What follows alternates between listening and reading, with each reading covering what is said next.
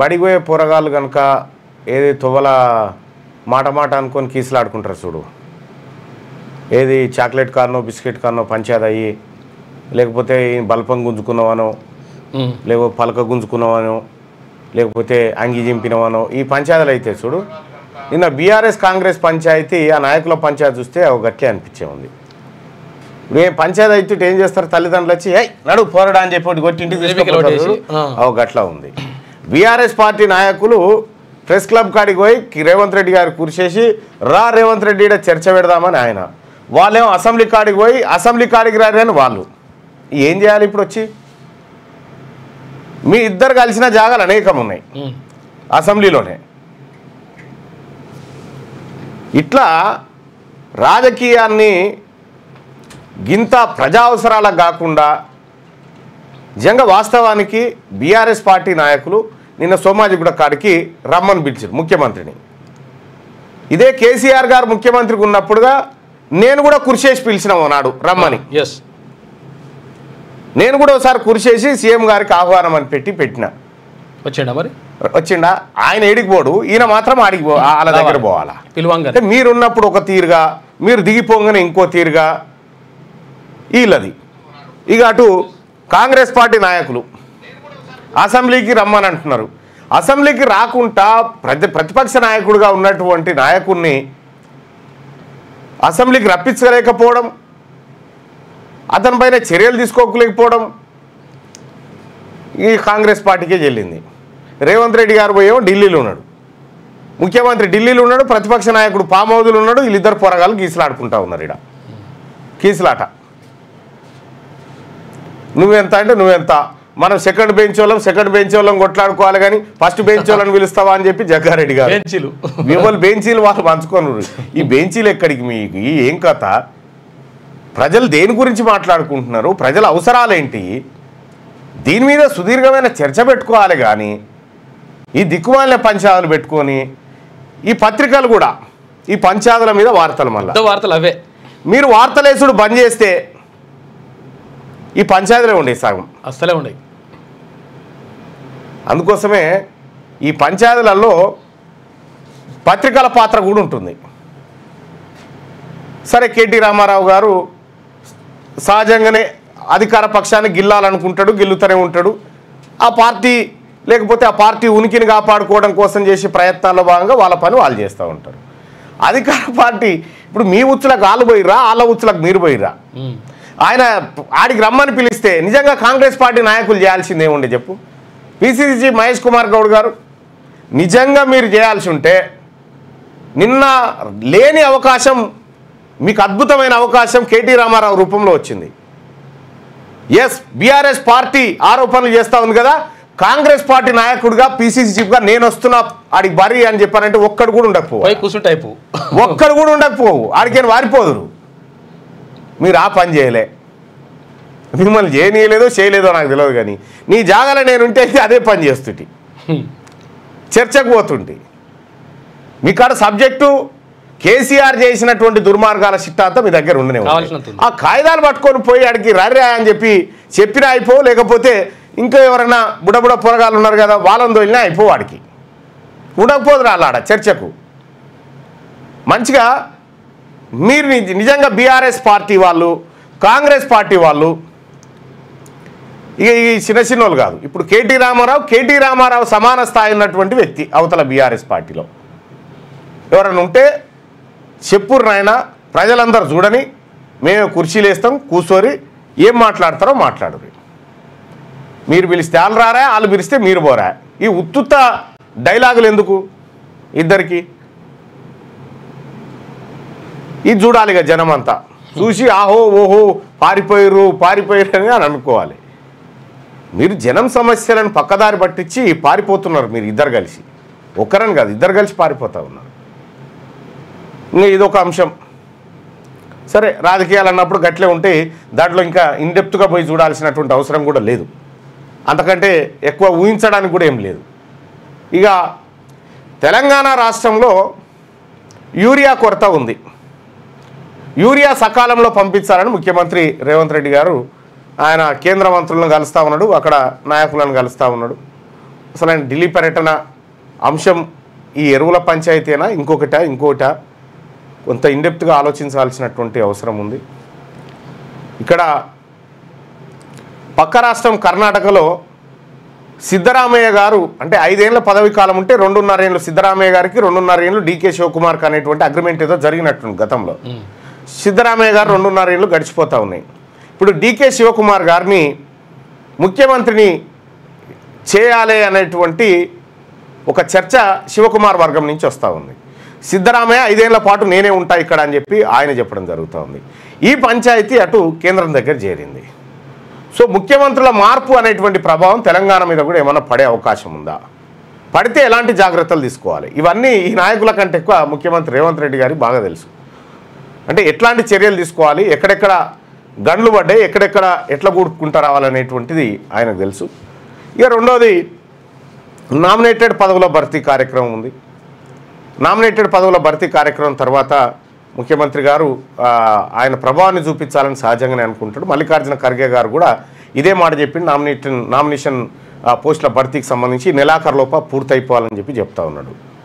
So వీటితో పాటు so అక్కడ రాహుల్ గాంధీ గారి అపాయింట్మెంట్ దొరుకుతుందా ముఖ్యమంత్రి గారికి? ఎందుకంటే గడిచిన 6 సార్లు గతంలో మొన్నటి నుంచి ఒక 5-6 సార్లు పోయినటువంటి సందర్భంలో రాహుల్ గాంధీ గారు రేవంత్ రెడ్డి గారిని కలవకపోవడం అది కొంత చర్చకు దారిచ్చింది. సో ఎక్కడ విభేదాలు వచ్చినా ఏం కథ అనేది తెలవాల్సినటువంటి అంశం ఉంది. అయితే ఒకానొక సందర్భంలో మనం కూడా మాట్లాడుకున్నాం, నరేంద్ర మోడీ మేరే బడే బాయ్ అనేటువంటి సందర్భంలో కొద్దిగా రాహుల్ గాంధీ గారు హట్ అయినట్టుగా తెలుస్తూ ఉంది. సో మరి అదేనా ఈ పూడికతీతలు జరిగినాయి, మరి వాటిని కూడుకునే కార్యక్రమం ఏమైనా ఉందా తెలియదు. కానీ ముఖ్యమంత్రి గారు అయితే నిన్న ఇవాళ 2 రోజుల పాటు ఢిల్లీలోనే ఉన్నారు. అంటే మొన్న వచ్చిండు, నిన్న కూడా ఉండు ఢిల్లీలోనే. ఆ కార్యక్రమాల్లో ఆయన బిజీగా ఉన్నాడు. సో ఇక్కడ రాజకీయ వాతావరణం అయితే ఇట్లా ఉంటే ఇక భారతీయ జనతా పార్టీ కూడా లోకల్ బాడీ ఎన్నికలపైన వాళ్ళు కూడా సీరియస్గా డిస్కషన్ చేస్తూ ఉన్నారు. కాకపోతే భారతీయ జనతా పార్టీ అర్బన్ ఏరియాలో ఉన్నంత బలంగా రూరల్ ఏరియాలో లేదు. మరి దక్షిణ తెలంగాణ ప్రాంతంలో కొంత ఇబ్బందులు ఎదుర్కొంటూ ఉంది. ఇంకొక అంశం ఏంటంటే ఆపరేషన్ కగార్ మళ్ళీ 25,000 మంది సైన్యాన్ని గుట్టల మీదకి దించిరట. 25,000 మంది సైన్యాన్ని దించి అగ్రనేతలు టార్గెట్గా వడపోత పోస్తా ఉన్నారట. బస్తర్ ఐజీ హెచ్చరించిండు, మీ లొకేషన్ మాకు తెలుసు, లొంగిపోతారా లొంగిపోండి, లేదంటే మీకు మరణమే అనేటువంటి మాట ఆయన చెప్పడం జరిగింది. అక్కడ ఉన్నటువంటి అగ్రనేతల టార్గెట్గా పోలీసులు కూంబింగ్ స్టార్ట్ చేసినారు. సో మరి అది మళ్ళొక మొన్ననే మన రవి ఉన్నట్టుగా గాజల రవి, నంబాల కేశవరావు వీళ్ళందరినీ హతమార్చినటువంటి నేపథ్యంలో సో మరి వీళ్ళు కూడా పోతా ఉన్నారట. 25,000 మంది సైన్యాన్ని గుట్టల మీదకి దించిరనేది ఒక వార్త కనిపిస్తూ ఉంది. మరి 1-2 రోజులలో మళ్ళీ మావోయిస్ట్ అగ్రనేతల పైన ఈ మారణకాండ కొనసాగే అవకాశం కనిపిస్తూ ఉంది. మార్చి 31, 2026 వరకు భారతదేశంలో మావోయిస్టులను లేకుండా చేస్తామనేటువంటి శపథం ఏదైతే అమిత్ షా తీసుకున్నాడో ఆ శపథం నేపథ్యంలో ఇది చాలా సీరియస్గా జరుగుతూ ఉంది. మరి ఏం జరుగుతుందో చూడాలి. మావోయిస్టుల ఏరివేత పరిపూర్ణమవుతుందా, అమిత్ షా ఏం చెప్పినటువంటి మాట మీద ఉంటారా, ఏం జరుగుతుందో చూడాలి. కానీ ఇదొక భయంకరమైనటువంటి మాట. ఇంకా ఇది ఇట్లా ఉంటే జపాన్లో సునామీ వస్తుందని ఆమె ఎవరో చెప్పే. అవును, జపాన్లో సునామీ వస్తుంది, జపాన్ తుడిచిపెట్టకపోతుంది జూలై 5 తారీఖు నాడు అన్నారు. 5 పోయింది, 5 పోయింది, 6 పోయింది, 7 పోయింది, 8 పోయింది, 9కి వచ్చింది. ఇవాళ 9 తారీఖు 9 తారీఖు ఇక ఆల్మోస్ట్ ఆల్ ఆమె ప్రిడిక్షన్ అంతా ఫెయిల్ అయినట్టే కనిపిస్తూ ఉంది. చాలా మీడియా సంస్థలు ఆ రోజు ఇంక్లూడింగ్ క్యూ న్యూస్ కూడా ఆ అంశాన్ని కొద్దిగా తెర మీదకి తీసుకురావడం జరిగింది. గతంలో ఆమె చెప్పినవి కరెక్ట్ అయినాయి, ఈసారి కాకపోవచ్చు అనేటువంటి చర్చ కూడా జరిగింది, అన్నట్టుగానే కాలేదు. ఇక ఇదొక అంశం మనకు స్పష్టంగా కనిపిస్తూ ఉంది. అయితే రేపు నేను మన జైరాబాద్ నియోజకవర్గం పోయేది ఉండే, కానీ కొన్ని అనివార్య కారణాల వల్ల దాన్ని 12 తారీఖు పోస్ట్పోన్ చేయడం జరిగింది. జైరాబాద్లో ఇవాళ చాలామందిని కలిసేది ఉండే, అది రేపు చాలామందిని కలిసేది ఉండే, చాలామంది ప్రజలతోని భేటీ అయ్యేది ఉండే, దాన్ని 12 తారీఖు పోస్ట్పోన్ చేయడం జరిగింది. కొన్ని వ్యక్తిగత కారణంగా పోస్ట్పోన్ చేయడం జరిగింది. 12 తారీఖు రోజు జైరాబాద్కు వస్తాం. రైట్గా మార్నింగ్ న్యూస్లోకి వెళ్దాం. మార్నింగ్ న్యూస్లో ఉన్నటువంటి ప్రధానమైనటువంటి వార్తలు అంశాలను ఒకసారి చూస్తే ఈనాడు దినపత్రిక అయితే ఇంకొకటి చెప్పాలా మీకు, మళ్ళీ ఈ ఈడబ్ల్యూఎస్ బుక్ ఏది అని అంటే ఇగో అమెజాన్లో ఉంది. అమెజాన్లో ఈ బుక్ మనకు అందుబాటులో ఉంది, ఈడబ్ల్యూఎస్ బుక్. ఈడబ్ల్యూఎస్ కానీ తర్వాత ఈ మండలిలో తీర్మానం ప్రసంగం ఇక్కడ చూడొచ్చు. అమెజాన్లో ఉంది. EWS reservation impact on BCs a critical analysis book by Teenmaar Mallanna MLC అని చెప్పి ఇక్కడ మనకు అందుబాటులో ఉంది. ఈ బుక్కు సంబంధించినటువంటి డీటెయిల్స్ అన్నీ ఇక్కడ ఉన్నాయి. ఈ బుక్ కావాలనుకునేటువంటి వాళ్ళు మీరు ఈడబ్ల్యూఎస్లో జరిగినటువంటి మోసం ఏందనేది దీంట్లో స్పష్టంగా కనిపిస్తుంది. బీసీలకు పెనుముప్పు ఈడబ్ల్యూఎస్ రిజర్వేషన్ అనేటువంటిది మనకు అమెజాన్లో అందుబాటులో ఉంది. బుక్ చేసుకుంటే ఇంటికి వస్తుంది. 80 పేజీలు ఉంటుంది. ఇది కావాల్సిన వాళ్ళు ఇక్కడ నుంచి తీసుకోండి. ఎందుకంటే మేము ఇప్పుడు లైబ్రరీలకు అక్కడికి ఇక్కడ పంపుతా ఉన్నాం, కానీ ఇక్కడ మీకు ఈ ప్లాట్ఫామ్ మీద చాలా మంది కావాలి కాబట్టి అది పంపిస్తా ఉన్నాం. అమెజాన్లో అందుబాటులో ఉంది. అలాగే నా 1 year స్పీచ్ కూడా ఇవాళ రేపట్లో అందుబాటులోకి మండల్లో స్పీచ్ కూడా అందుబాటులోకి తీసుకొస్తాం. రైట్గా ఈనాడు దినపత్రికలో ఉన్నటువంటి వార్తలు చూస్తే ప్రతి భూ సమస్యకు పరిష్కారం, కోర్టు ఉత్తర్వుల అనంతరమే ఆన్లైన్లోని సాదా బైనామాలపై చర్యలు, జీవోలు 58, 59 కింద అందిన దరఖాస్తులపై ముందుకెళ్లేందుకు కమిటీ ఏర్పాటు, త్వరలో భూ ఆక్రమణలపై ఫోరెన్సిక్ ఆడిట్, ఓ సంస్థతో 10 రోజుల్లో MOU కుదుర్చుకోబోతున్నట్టుగా రెవెన్యూ శాఖ మంత్రి పొంగులేటి శ్రీనివాసరెడ్డి చెప్పిండు. రాష్ట్రంలో రైతులు ఎదుర్కొంటున్న ప్రతి భూ సమస్యకు పరిష్కారం చూపుతామని రెవెన్యూ శాఖ మంత్రి పొంగులేటి శ్రీనివాసరెడ్డి అన్నారు. సంపూర్ణ హక్కులు కల్పించే వరకు ప్రజాప్రభుత్వం అండగా ఉంటుందని స్పష్టం చేశారు. భూభారతి అమల్లో భాగంగా 3 విడతలుగా చేపట్టిన రెవెన్యూ సదస్సులు రైతులకు ఎంతగానో ఉపయోగపడ్డాయన్నారు. సదస్సుల అనంతరం క్షేత్రస్థాయిలో చేపడుతున్న చర్యలు, దీర్ఘకాలంగా పెండింగ్ లో ఉన్న సమస్యలను పరిష్కరించేందుకు అనుసరిస్తున్న విధానం తదితర అంశాలపై మంగళవారం ఈనాడుకి ఇచ్చిన ఇంటర్వ్యూలో ఆయన స్పష్టత ఇచ్చారు. ఈనాడు ఇంటర్వ్యూలో రెవెన్యూ శాఖ మంత్రి పొంగులేటి శ్రీనివాసరెడ్డి ఏం చెప్పిందంటే, అసైన్డ్ భూములపై ఎలా ముందుకెళ్తారనే ప్రశ్నకు రాష్ట్రంలో అసైన్డ్ భూముల సమస్య చాలా తీవ్రంగా ఉంది. కాంగ్రెస్ ప్రభుత్వాల హయాంలో నియోజకవర్గ స్థాయిలోనే సమస్యల పరిష్కారానికి అసైన్డ్ కమిటీలు ఉండేవి. గత ప్రభుత్వం వాటిని కోల్డ్ స్టోరేజ్లో పెట్టింది. ఈ కమిటీల పునరుద్ధరణకు విధి విధానాల ఖరారులపై మంత్రివర్గంలో చర్చించి నిర్ణయం తీసుకుంటామని చెప్పి నిన్న పొంగులేటి శ్రీనివాసరెడ్డి గారు చెప్పడం జరిగింది. అయితే మంత్రి పొంగులేటి శ్రీనివాసరెడ్డి గారు ఈ ప్రభుత్వంలో మీరేదో భూభారతి అవన్నీ తీసుకొస్తా ఉన్నారు, కానీ రేపు మాత్రం ఖచ్చితంగా ల్యాండ్ సీలింగ్ యాక్ట్ తీసుకొస్తాం. ల్యాండ్ సీలింగ్ యాక్ట్ ద్వారా దాదాపుగా 20 నుంచి 30 లక్షల ఎకరాల భూమి దొరుకుతుంది. ఆ భూమిని పేద వర్గాలకు పంచుతాం. 100 ఎకరాలు ఉండడు కాదు, భూ పరిమితి చట్టం తీసుకొస్తాం. దాన్ని మీరు ఇంప్లిమెంట్ చేయలే. గతంలో ఉన్న కాంగ్రెస్ పార్టీ ప్రభుత్వాలు ఇంప్లిమెంట్ చేయలే. పివి నరసింహారావు, ఇందిరాగాంధీ ఆశయాలకు మీరు తూట్లు పొడిచిరు. దాన్ని ఎట్లా ఈ బీసీ ప్రజలకు భూములు పంచానో ఆ విధంగా పంచి చూపెడతాం. ఇక యూరియా కోట పెంచండి, కేంద్ర మంత్రి నడ్డాకు సీఎం రేవంత్ రెడ్డి వినతి. జైరాబాద్ పారిశ్రామిక స్మార్ట్ సిటీ అభివృద్ధికి చేయూతనివ్వాలని పీయూష్ గోయల్ కు విజ్ఞప్తి. ముఖ్యమంత్రి రేవంత్ రెడ్డి తన ఢిల్లీ పర్యటనలో 2వ రోజు మంగళవారం 2 కేంద్ర మంత్రులతో భేటీ అయ్యారు.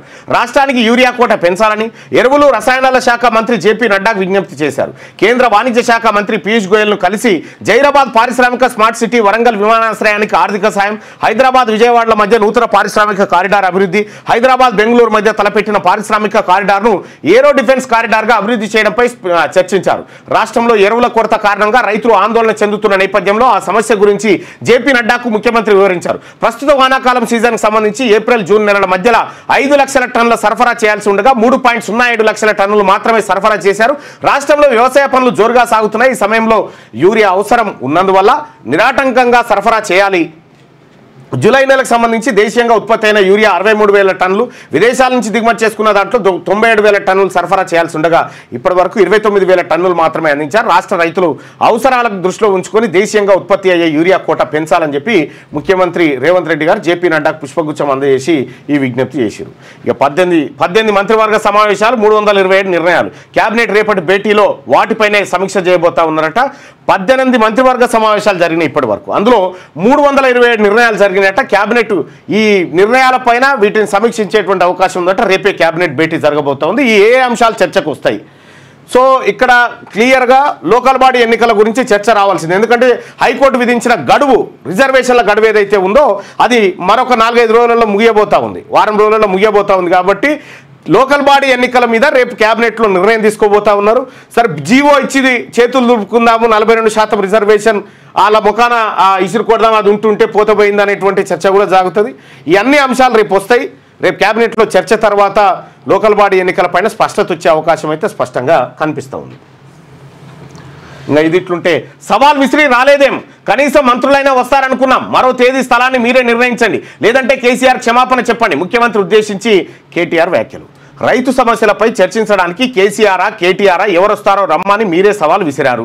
మీ సవాల్కు సిద్ధపడి చర్చించడానికి వస్తే మీరెందుకు రాలేదు అంటూ భరాసా కార్యనిర్వాహక అధ్యక్షుడు కేటీఆర్ సీఎంను ఉద్దేశించి ప్రశ్నించారు. ఢిల్లీ పర్యటన పెట్టుకుని ఎందుకు వెళ్లారు, మీకోసం ప్రత్యేకంగా కుర్చీ కూడా వేశామని చెప్తా ఉన్నారు. ఆయన ఢిల్లీలో ఉండడానికి ఎరికే, రాలేడని ఎరికే, కుర్చీ వేసి ఆయన ఢిల్లీకి పోయిన సంగతి మీకు తెలియదు. మీ నాయన ఈడున్నప్పుడే కృషి చేసిన మీరు, మీ నాయన ఈడున్నప్పుడే హైదరాబాద్ ఉన్నప్పుడే కృషి చేస్తే రాలే. సరే, ఇది ఇట్లుంటే సోమాజిగూడ ప్రెస్ క్లబ్లో ఏదో జర హంగామా చేసి వెళ్ళిపోయారు. సరే, ఇక సీఎం రమ్మన్నది కేసీఆర్ని, రావాల్సింది అసెంబ్లీకి. ఓర్వలేకనే ప్రభుత్వంపై అవాకులు చెవాకులు, కేటీఆర్పై ఉప ముఖ్యమంత్రి బట్టి ధ్వజం. మహబూబాబాద్ జిల్లాలో అభివృద్ధి పనులకు శంకుస్థాపన, లెక్కలు తేల్చుకుందాం, అసెంబ్లీకి రావాలని ముఖ్యమంత్రి రేవంత్ రెడ్డి కేసీఆర్ సవాల్ విసిరారు.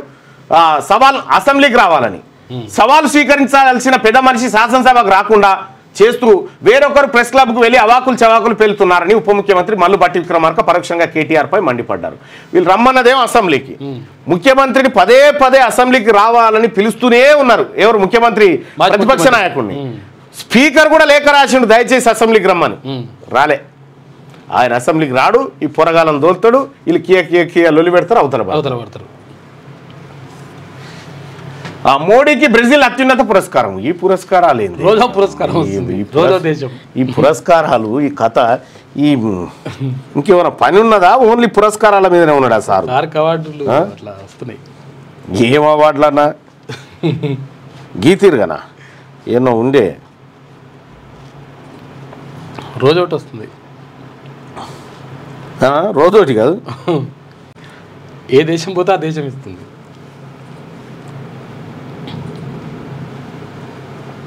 మోడీ పురస్కారాలు ఇట్లా నిండిపోయిన మొన్న ఆయన పంపిండు నాకు. మనమే ఒక భారతరత్న, తర్వాత ఇక్కడ నోబెల్ కూడా ఒకటి తీసుకుంటే అయిపోతుంది.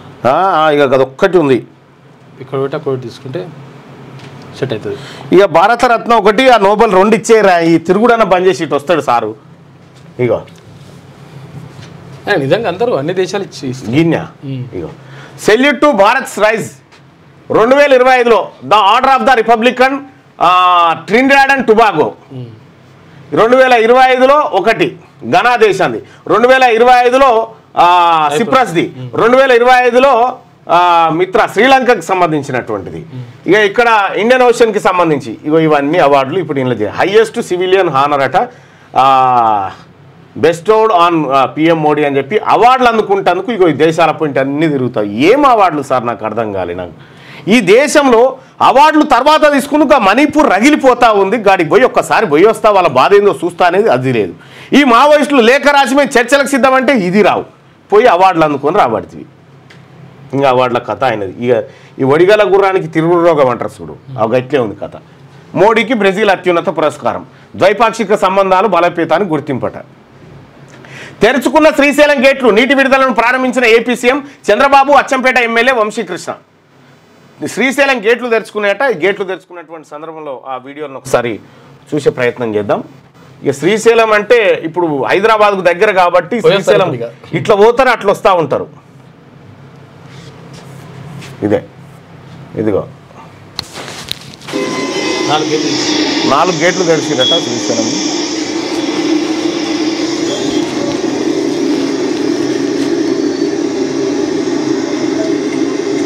నిన్న మధ్యాహ్నం 2 గంటల విజువల్ ఇవి. 4 గేట్లు, డ్రోన్ విజువల్స్ కూడా ఉన్నాయి, పైనుంచి తీసినాయి. శ్రీశైలం డ్యామ్ గేమ్ ఓపెన్ సందర్భంగా ఇది డ్రోన్ విజువల్స్. గేట్స్ ఓపెన్ చేస్తూ ఉన్నట్టున్నారు. ఇక్కడ ఒకసారి చూద్దాం. లాంగ్ షాట్స్ ఉంటాయి అంతా.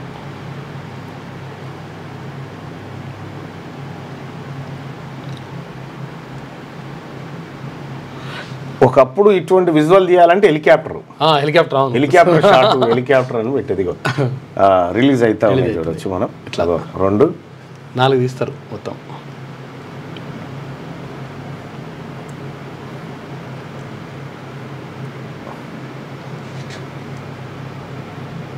డ్రోన్లు వచ్చిన తర్వాత అల్కగా అయిపోయింది. సినిమా తీసినట్టు తీస్తున్నారు. ఇప్పుడు శ్రీశైలం నిండు కుండలాగా ఉందట, ఫుల్ అయింది.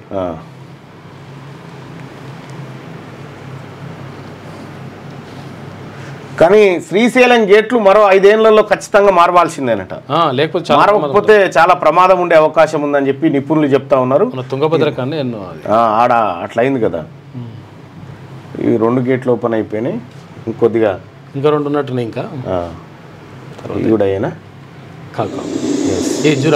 ఇది జూరాల ఇది ఈయన మన జూపల్లి. అచ్చా, మంత్రి జూపల్లి కృష్ణారావు ఈ జూరాల నీళ్లను విడుదల చేస్తా ఉన్నాడు.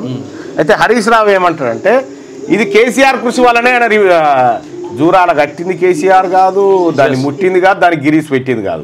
జూపల్లి కృష్ణారావు ఓపెన్ చేస్తే ఇది కేసీఆర్ అడగడం వల్లనే ఓపెన్ చేసిండని. ఎంత తొందిరంటే అబ్బాబ్బా, హరీష్ రావు అంత తొందిరి మనిషిని ఆడదులే. ఇది అక్కడ మన చైనా నేపాల్ బాగా వర్షాలు వచ్చి వరదలు వస్తున్నాయి. చైనాది నేపాల్ చైనా సరిహద్దులో ఆకస్మిక వరదలు వస్తూ ఉన్నాయట. సో ఇది తెరుచుకున్న శ్రీశైలం గేట్లు. భారత్తో వాణిజ్య ఒప్పందానికి చేరువయ్యాం, అమెరికా అధ్యక్షుడు ట్రంప్ వెల్లడి, బంగ్లాదేశ్పై 35% సుంకం విధింపంటూ ఒక వార్తను చూస్తూ ఉన్నాం. ఇక ఆయన ఆ పనిలో ఉంటే ఇక మన సారేం పురస్కారాలు అందుకుంటా ఉండు, ఆయన ఏమో గడికోపారు నాకు నోబెల్ అని చెప్పి ఆయన అంటా ఉండు. నోబెల్కు చేరువ అవుతుంది ఈయన. ఇన్ని దేశాలే తీసుకున్నాక ఇంకా నోబెల్ రాకపోతే ఏమొస్తుంది? అన్ని దేశాలు మద్దతు ఉండే. సైబర్ నేరాలకు అడ్డాలు ఆ 10 జిల్లాలే. రూపాయలు 100 కోట్లు కొల్లగొడుతున్న ఉత్తరాది ముఠాలు, గ్రామాల్లో తిష్టవేసి దేశవ్యాప్తంగా మోసాలు. కొత్త హాట్స్పాట్లుగా మహబూబ్ నగర్, చిత్తూరు. FCRF ఆధ్వర్యంలో వెల్లడి, చిన్న చిన్న జాగ్రత్తలతో ముప్పు తప్పుతుందంటున్న అధ్యయనకర్తలట. ఊర్లే అక్కడ కుటీర పరిశ్రమ లెక్క ప్రతి ఇంట్లో కంప్యూటరు పెట్టుకొని ఈ సైబర్ మోసాలు చేస్తా ఉన్నట్టు. రాజస్థాన్లో గ్రామం ఈనాడు ఈటీవీ కథనంలో నేను చూసిన. ఉత్తరాదిలో 10 జిల్లాల మారుమూల గ్రామాల్లో తిష్టవేసిన ముఠాలు దేశవ్యాప్తంగా సైబర్ నేరాలకు పాల్పడుతున్నాయి. ఆన్లైన్ మోసాల్లో 80% వీరి ప్రమేయంతోనే జరుగుతున్నట్టు తాజాగా వెల్లడైంది. ముఖ్యంగా రాజస్థాన్, హర్యానా, జార్ఖండ్, ఉత్తరప్రదేశ్లోని 10 జిల్లాలు సైబర్ నేరస్తులకు కేంద్రంగా ఉన్నట్టుగా తెలిసింది. ఎక్కడ? జార్ఖండ్, ఉత్తరప్రదేశ్, హర్యానా, రాజస్థాన్ ఈ గ్రామాలలో మారుమూల గ్రామాలలో ముఠాలు ఏర్పడి సైబర్ మోసాలు చేస్తూ ఉన్నారట. ఆ ఊళ్ళకి ఎవరైనా పోలీసు వాళ్ళు పోతే కొట్టి చంపుతారుగా, బయట పురుగు బోనికే లేదు. ఇది సంగతి. ఏంది ఇది? నేతన్యాహు ట్రంప్ నోబెల్ శాంతి పురస్కారానికి ట్రంప్ పేరును ప్రతిపాదించిన నేతన్యాహు రక్తంతో రాసినట ఆయన పేరు ఇవ్వాలి. ఇలా మళ్ళా పావురాన్ని ఒడిసి పావురం రక్తం తీసి ఆ రక్తంతో ఈయనకు నోబెల్ ప్రైజ్ ఇవ్వాలని చెప్పిండు. శాంతి బహుమతి, మళ్ళీ శాంతి ప్రపంచ శాంతి వెలుగు. ఊరును కాపాడిన కుక్క. హిమాచల్లోని సియాతి గ్రామాన్ని అర్ధరాత్రి ముంచెత్తిన వరదలు. వరద ముప్పు నుంచి యజమానితో పాటు 67 మందిని కాపాడిన పెంపుడు కుక్క. దీనికి దండం పెట్టాలి. మా ప్రధానమంత్రి చేయలేని పని చేసినావు తల్లి. కుండపోత వర్షాలతో హిమాచల్ ప్రదేశ్లోని గ్రామాన్ని ఆకస్మిక వరదలు ముంచెత్తాయి. అర్ధరాత్రి వరద వచ్చిపడడంతో పాటు కొండ చర్యలు విరిగిపడడంతో గ్రామంలోని ఇండ్లన్నీ నేలమట్టమయ్యాయి. ఊరు మొత్తానికి 4-5 ఇండ్లు మాత్రమే మిగిలాయి. ఈ స్థాయిలో విధ్వంసం జరిగినా కూడా గ్రామంలోని 67 మంది ప్రాణాలతో బయటపడ్డారు. దానికి కారణం గ్రామానికి చెందిన ఓ వ్యక్తి పెంపుడు శునకమే. వరద ముంచెత్తడానికి కాసేపటి ముందు తన అరుపులతో యజమాన్ని అప్రమత్తం చేసింది. ఒకసారి 9వ పేజీకి చూద్దాం. దీంతో యజమాని కుటుంబంతో పాటు ఊరోళ్ళు కూడా సురక్షిత ప్రాంతానికి తరలి వెళ్లి ప్రాణాలు దక్కించుకున్నారు. హిమాచల్ ప్రదేశ్లోని మండి జిల్లా సియాతి గ్రామంలో గత నెల 30న చోటు చేసుకుంది ఈ ఘటన. ఏం జరిగింది ఆ రోజు అంటే కుక్క చూడు ఎంత అర్ధరాత్రి 12-1 గంటకు జూన్ 30 అర్ధరాత్రి 12 గంటల నుంచి 1 గంట మధ్య తమ పెంపుడు శునకం అదే పనిగా మరుగుతుండడంతో నిద్ర లేచానని సియాతి గ్రామస్తుడు నరేంద్ర తెలిపారు. 2వ అంతస్తులో ఉన్న కుక్క దగ్గరికి వెళ్ళగా అప్పటికే గోడకు భారీ పగుళ్లు ఏర్పడి వరద నీరు లోపలికి రావడం కనిపించిందన్నారు. దీంతో వెంటనే కుక్కను తీసుకొని మిగతా కుటుంబ సభ్యులతో పాటు బయటకు వెళ్లిపోయానని చెప్పాడు. ఓవైపు కుండపోత వర్షం కురుస్తుండడంతో గ్రామంలోని మిగతా వాళ్ళు నిద్రలేపినట్లు నరేంద్ర వివరించాడు. ఆ తర్వాత అందరూ కలిసి కుక్క ఆ పక్క గ్రామంలో అధికారులు ఏర్పాటు చేసిన క్యాంపుకు వెళ్లిపోయామని తెలిపాడు. ఆ తర్వాత కాసేపటికే ఊరును వరద ముంచెత్తిందని, కళ్ళ ముందే ఇండ్లన్నీ కూలిపోయాయని వివరించాడు. అర్ధరాత్రి పూట తన కుక్క అరవకపోయి ఉంటే తామంతా నిద్రలోనే చనిపోయే వాళ్ళమని చెప్పుకొచ్చాడు. వరదలు కొండ చర్యలు విరిగిపడడంతో గ్రామం మొత్తం శిథిలాల దిబ్బగా మారిందని, ఇప్పుడు 4-5 ఇండ్లు మాత్రమే మిగిలాయని ఆవేదన వ్యక్తం చేశాడు. అర్ధరాత్రి ప్రాణాలు కాపాడుకోవడానికి పరుగులు పెట్టడంతో ఎక్కడి వస్తువులు అక్కడే వదిలేశామని చెప్పాడు. ప్రస్తుతం తామంతా కట్టుబట్టలతో మిగిలామని నరేంద్ర వివరించాడు. కాగా సియాతి గ్రామస్తులకు తక్షణ సాయం కింద కుటుంబానికి 10,000 చొప్పున ఆర్థిక సాయం అందించామని, గ్రామస్తులందరికీ షెల్టర్ ఏర్పాటు చేశామని ప్రభుత్వ వర్గాలు తెలిపాయి. అయ్యా నరేంద్ర మోడీ గారు అవార్డులు తర్వాత తీసుకుంది గిట్రా ముందుగాల చచ్చిపోతూ ఊర్ల కూర్లు పోతున్నాయి. ఇక్కడ ఈ అవార్డులు తీసుకుందు కానీ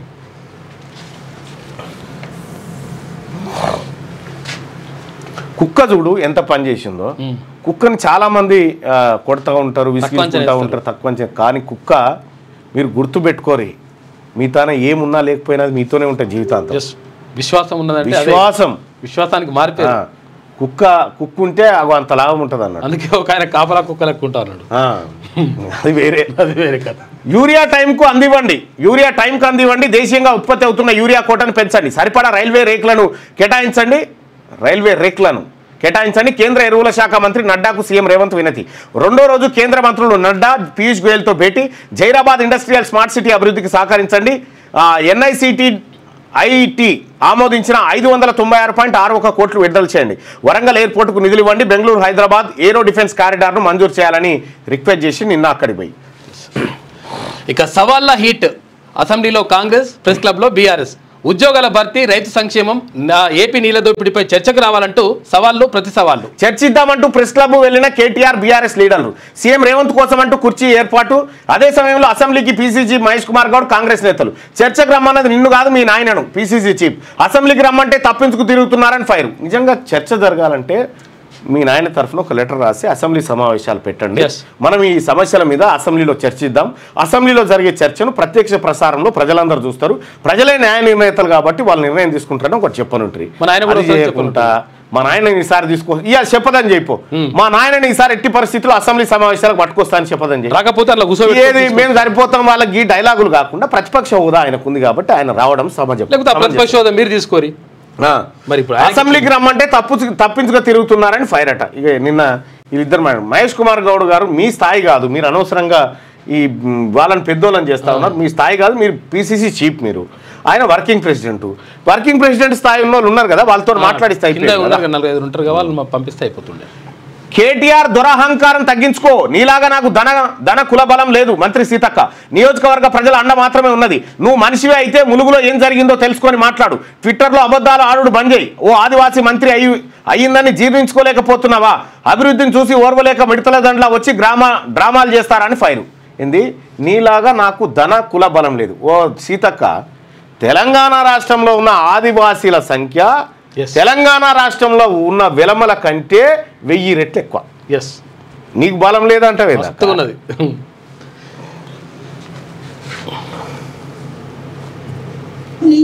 ప్రచారాలతో ఏం సాధిస్తావు? నాశనం అయిపోతావు నువ్వు అంతే. ఇంకా నేనేం చెప్పలేను. నాకు కుల బలము, ధన బలము, నా వెనక అన్నదమ్ముల బలం ఏం లేదు. అన్నదమ్ముల బలం లేదంటూ మళ్ళా అందరి బలం ఉన్నది నీకు. ఎందుకు లేదు? కేటీ రామారావు దగ్గర ఉన్నది పైస బలం మాత్రమే, కుల బలం కూడా లేదు ఆయన దగ్గర. ఆయన కులం ఎంత గిత్తు ఉంటుంది. మొత్తం జూబ్లీ హిల్స్ ఏది నియోజకవర్గం అంతా తీస్తే కూడా 112 ఓట్లు వెళ్ళలే వాళ్ళవి. మన ఆదివాసీలే ఎక్కువనే మరి జూబ్లీ హిల్స్. నిజమే, అదే నీకు బలం లేదని అనకక్క. ప్రజల బలమే ఉంది. నా దేవుడు సమ్మక్క సార్లమ్మ దయ ఉంది. అందుకని నా నోటి వాక్యం ఎలక్షన్ల ముందు కూడా మేము మిడతల దండ వచ్చినప్పుడు, అరే నా ఎంబడి ఎందుకు పడుతున్నారా మీరు, నాశనం అయిపోతారన్న. తర్వాత ఇంకోటి ఎక్కడో ఏదో ఒక ఫోన్ మా పిఏ చేసి, నేను అది ఆంధ్రాకు సంబంధించిన వాళ్ళది. ఆంధ్ర గవర్నమెంట్, ఈ గవర్నమెంట్ టీఆర్ఎస్ ఉన్నప్పుడు అక్కడిక్కడ రాయబారాలు చేసిన ఆ లారీలో ఏదో మామూడు ఏదో ఫోన్ చేసిండని దాని మీద నన్ను మొత్తం ట్రోల్ చేస్తే, ఆ రోజు దుఃఖంతో నేను అన్నా, నువ్వు నాశనం అయిపోతావు అని. 2 రోజులకే నీ కుటుంబం వచ్చి పోయి జైల్లో పడి. అది అంతే, అంతకంటే ఏం లేదు. చూసుకో వీడియోలో. సీతక్క నోటి మాట ఇక్కడనే ఆ పార్టీ ఆఫీస్ లో ఎలక్షన్ జరుగుతుంటే చెప్పిన, ఆ రోజు పడడానికి పోయి నువ్వు మధ్యలో బతికిపోయాను. ఇంతకంటే ఇంకోటి ఏం లేదు. కేటీఆర్, నువ్వు పెట్టుకుంటే నీ సమవుజ్జులతోటి నువ్వు పెట్టుకో, కానీ ఒక ఆడకూతులతో ఇంట్లో ఆడబిడ్డను ఓర్వైతే బయట ఆడబిడ్డల్ని ఎదగనివైతే. నిన్న మా సీఎం చెప్తున్నాడు, ఆడబిడ్డల రాజ్యాన్ని తీసుకురావడం కోసం నేను అవసరం 60 సీట్లు ఇస్తా, గెలిపిస్తా అంటున్నావు. నీ ఇంట్లో ఆడబిడ్డనే నువ్వు రకరకాల కుట్రలు కుతంత్రాలు చేసినావని బాధపడుతూ టీవీలో ముందుకొచ్చి ఏడుస్తుంది. నా కన్నీళ్ళతోటి నువ్వేం బాగుపడతావురా? నువ్వేం బాగుపడవు, నాశనం అయిపోతావు. సీతక్క నాలుక మీద మచ్చలు ఉన్నాయా? నాకు అదే డౌట్ వస్తుంది. నిజంగా నాలుక మీద మచ్చలు ఉంటే వాక్కు కరెక్ట్ అవుతుంది అంటారు. మరి అట్లా నల్ల మచ్చలు ఉంటాయి కొన్ని, అవి ఉంటే ఏదంటే అది అవుతుందట. అక్కకున్నట్టు నేను నాకు తెలుసు. కానీ సీతక్క ఏది నువ్వు నాశనం అయిపోతావు రా అని చెప్పాను అంటూ ఉంది కేటీ రామారావుని. మరి సీతక్కకు అంత కోపం ఎందుకు తెప్పించిండు అంటే, అదే ఇక అదే చిల్లర బ్యాచ్ ఉంటుంది కదా, అదే ఇక సోషల్ మీడియాలో పేడ్ బ్యాచ్ అంతా ట్రోల్ చేస్తూ ఉంటే సీతక్క చెప్తుంది, నీ ఇంటి ఆడబిడ్డనే నువ్వు ఓర్వవు, బయటింటి ఆడబిడ్డలను ఓర్వవు, నువ్వేం మనిషివి రా, నువ్వు నాశనం అయిపోతావు అని చెప్పి సీతక్క తిడుతూ ఉంది. సీతక్క ఆవేదనలో అర్థం ఉండొచ్చు, కానీ ఇక ఆ మాటలు ఎందుకక్క కానీ సరే ఎవడు ఎట్లా పోయేటోడు అట్లా పోతుంటాడు కానీ నువ్వు ఇక్కడ బలహీనంగా మాట్లాడకూడదు. తెలంగాణ రాష్ట్రంలో నాకు కులబలం లేదంటున్నావు, ధనబలం లేదు, ఓకే, కులబలం లేదంట. కులబలం కేసీఆర్ కుటుంబం వెలమూల కంటే మీ బలం ఎక్కువ, మీ బలం చాలా ఎక్కువ. ఆ కాంతం చాలా తక్కువది. వాళ్ళు కొద్ది మందే సీతక్క, మీకు అర్థమైతలేదు, కొద్ది మందే. మీ విషయం ఏంటంటే వాళ్ళకు నువ్వు భయపడ్డట్టుకుంటావు చూడు, నిన్ను భయపెడతావు. అవసరం లేదు. ఎట్లుండాలి, సింహం లెక్క ఉండాలి. గతంలో ఆయన మంత్రి చేసిన మీరు మంత్రి ప్రతిపక్ష నేత హోదా తెచ్చుకో, చర్చకు సిద్ధమని చెప్పి మంత్రి పొన్నం ప్రభాకర్ అసలు మనిషిని దోలు. కేటీఆర్ చిల్లర వేశారు మానుకో, ఎమ్మెల్సీ అద్దెకి దయాకర్ ఈయనందోలు. సెకండ్ బెంచ్ లీడర్ మనం తెలుసుకుందామని జగ్గారెడ్డి. సెకండ్ బెంచ్ లీడర్ ఇప్పుడు ఆ బెంచ్ కూడా లేదు కానీ జగ్గారెడ్డి అన్న కూడా. ఇండియాతో ట్రేడ్ డీల్కు చేరువయ్యామని అమెరికా ప్రెసిడెంట్ డొనాల్డ్ ట్రంప్ ప్రకటించారు. చైనా, యూకేతో ఇప్పటికే ఒప్పందాలు కుదుర్చుకున్నామని చెప్పారు. డీల్ కుదుర్చుకోని దేశాలకు లేఖలు పంపినామని చెప్పిండట. భద్రాచలం ఈవోపై దాడి, భద్రాద్రి రాములోరి భూముల కబ్జాను అడ్డుకునేందుకు వెళ్లిన ఆలయ ఈవో రమాదేవిపై ఏపీలోని పురుషోత్తమపట్నం గ్రామస్తులు దాడి చేశారు. ఆలయ సిబ్బంది, ఉద్యోగులు, ఎస్పీఎఫ్ జవాన్లను అడ్డుకున్నారు. అందరినీ చుట్టుముట్టి ఘర్షణకు దిగారు. ఒకరినొకరు తోసుకోవడంతో అక్కడ పరిస్థితి ఉద్రిక్తంగా మారిందట. టెంపుల్ భూములు ఆక్రమించుకుంటారు. పక్కనే ఉంటుంది ఆ పురుషోత్తమపట్నం. అవును, అది ఏపీలో పోతుంది. ఎప్పుడు అదో పరిశ్రమ. ఏపీ, ఛత్తీస్గఢ్, తెలంగాణ 3 బార్డర్లు ఉంటాయి. ఇక జాబ్స్ లో మహిళలకు 35% రిజర్వేషన్లు. అన్ని ప్రభుత్వ ఉద్యోగాల్లో మహిళలకు 35% రిజర్వేషన్ కల్పిస్తున్నట్లు బీహార్ సీఎం నితీష్ కుమార్ ప్రకటించారు. ఈ మేరకు కేబినెట్ కూడా ఆమోదం తెలిపినట్లు వివరించారు. మహిళా సాధికారత, రాష్ట్ర పరిపాలనలో వారి ప్రాధాన్యత పెంచుతామని నితీష్ కుమార్ చెప్పిండు. ఇక కల్తీ కళ్ళు తాగి 15 మందికి అస్వస్థత. హైదరాబాద్ కూకట్పల్లిలో ఘటన. ఆసుపత్రికి బాధితుల తరలింపు. కళ్ళు అమ్మిన 3 దుకాణాలు సీజ్ చేసినాడు. కల్తీ కళ్ళు అలా అది ఏమేమో అడమైంది. నాకు తెలియదు అసలు. యాక్చువల్గా మందులు గమ్లా అయినా నీకు తెలియదు, మందులు తెలియదు మనకు. మనకు అసలు యాక్చువల్గా మందులు వేసిన నిజంగా వారు తొక్కి నార తీయాలి యాక్చువల్. ఎందుకంటే అది ప్రజల ప్రాణాలతో ఆడుకునే హక్కు ఎవరికి కూడా లేదు. కావాలంటే నిజంగా చెట్టు నుంచి వచ్చినటువంటి కళ్ళు మంచిదని చెప్పేసి అంటారు. ఆరోగ్యానికి కూడా మంచిది అంటారు. తర్వాత రకరకాలుగా ఉపయోగపడుతుంది అంటారు. కాబట్టి ఇటువంటి మాత్రం తొక్కాలి 100%. ఇది పొరపాటు. ఇది కల్తీ కళ్ళు అవి ఏంటి వేస్తారంట రకరకాలుగా ఏమో అంటారు. నాకు కూడా ఐడియా లేదు. డైజోఫామా ఏదేదో వేస్తారంట. శ్రీశైలం 4 గేట్లు ఓపెన్. శ్రీశైలం ప్రాజెక్టు గేట్లు మంగళవారం తెరుచుకున్నాయి. 4 రోజులుగా కృష్ణా, తుంగభద్ర నదుల నుంచి భారీగా వరద వస్తుండటంతో ప్రాజెక్టు ఫుల్ కెపాసిటీకి చేరుకుంది. దీంతో మధ్యాహ్నం 2:30 గంటలకు శ్రీశైలం 4 గేట్లను 10 మీటర్ల ఎత్తు వరకు ఓపెన్ చేసి దిగువన ఉన్న నాగార్జున సాగర్కు నీటి విడుదల చేసిరట. పైన జూరాల నుంచి వస్తా ఉన్నాయి, ఇక్కడ నుంచి ఇక్కడ పోతా ఉన్నాయి. ఇదంతా ప్రాసెస్. కలవకుర్తి లిఫ్ట్ నుంచి నీటి విడుదల. ఎల్లూరు పంప్ హౌస్లో మోటార్ ఆన్ చేసిన మంత్రి జూపల్లి. జూలై 2వ వారంలో నీటినే వదలడంతో ఆయకట్టు రైతుల్లో హర్షం. పాలమూరు ప్రాజెక్టులను గత సర్కారు నిర్లక్ష్యం చేసిందని మంత్రి జూపల్లి. కనీసం కాలువలకు కూడా లైనింగ్ చేయలేదు. ఈ కాలువలే సరిగా చేయలేదు. మేము నిలదీస్తేనే కలవకుర్తి మోటార్లు ఆన్ అయినాయి. ఎవ్వనికన్నా ఉట్టని మా బిడ్డ అని ఎత్తుకుంటారు వీళ్ళు. ఇది కేసీఆర్ విజయం అని హరీష్ రావు. ఎగువ నుంచి వస్తున్న ఈ కేసీఆర్ కూడా హరి ఎక్కడరా నేనేడా ఈ మాట అనేది తట్టుంటది. అంగట్లో ఎవరు బిడ్డ అన్న. ఎగువ నుంచి వస్తున్న వరదను విడిచిపెట్టడం దుర్మార్గం. రాజకీయ కక్ష సాధింపు మానేసి రైతాంగంపై దృష్టి పెట్టాలని సూచన. మీరు మీ బామ్మర్ది మీరంతా ఈ డ్రామాలు బంద్ చేసి, సోషల్ మీడియా డ్రామాలు బంద్ చేసి మీ మామను అసెంబ్లీకి తీసుకురాలి. తీసుకొచ్చి ఏడాదిని అర్థం అయిపోతుంది. 2 నెలలు దగ్గరకు వస్తుంది అసెంబ్లీ. కొత్త అసెంబ్లీ వచ్చి కూర్చొని 2 మాటలు వచ్చిపోయా. అట్లా వస్తున్నా పోతున్నా ఓ రామశిల్ కానీ అటే బాయ్ మళ్ళీ రాకనే రాకు బండల బస్. హిడ్మా టార్గెట్ గా ఆపరేషన్ మాన్సూన్. అప్పుడు ఈ ఆటలు ఉండే కదా. అవును, అసలు వస్తున్నా పోతున్నా ఓ రామశిల్ కళ్ళు మూసి ఆడేది కదా. దాగుడు మూతలు ఓదికేం దాగుడు మూతలు. అప్పుడు ముండ్లు విపరీతంగా గుచ్చుకునేది. ముండ్లు గుచ్చుకొని సిమ్మటనా ఇదేమంటారు కదా దాన్ని. సిమ్మటతో ఇట్లా గుంజాలి. సిమ్మటతోని ముండ్లు గుంజుడు 2 ఇట్లుంటాయి. బాయి కాడ ముండ్లు ఇరిగితే అందులో జిల్లేడు వాళ్ళు పోస్తే మెల్లగా చాలా మందికి తెలుసు అనుకుంటా. ఈ ముండ్లు ఇరిగినప్పుడు వెనకడ జిల్లేడు వాళ్ళు పోసేది. జిల్లేడు వాళ్ళు పోసి ఇట్లా వచ్చేది. రంధ్రం చేసి ఇట్లా కంటతం చేసి పైకి వస్తుండే. జిల్లేడు వాళ్ళు పోస్తే పైకి వస్తుండే మెల్లగా. జిల్లేడు వాళ్ళు ఎప్పుడన్నా మీ కాలుకు ముళ్ళు ఇరిగినప్పుడు జిల్లేడు వాళ్ళు పోసేది తెలుసా? దెబ్బ తాకితే నల్లల్లం పెట్టుడు. దెబ్బ తాకితే సీతక్క కేటీఆర్ డైజోఫామ్ అంట, క్లోరోఫామ్ కలుపుతారు అందులో అని చెప్పి చెప్తా ఉన్నారు. డైజోఫామ్ క్లోరోహైడ్రేట్ అని చెప్పి చెప్తా ఉన్నారు.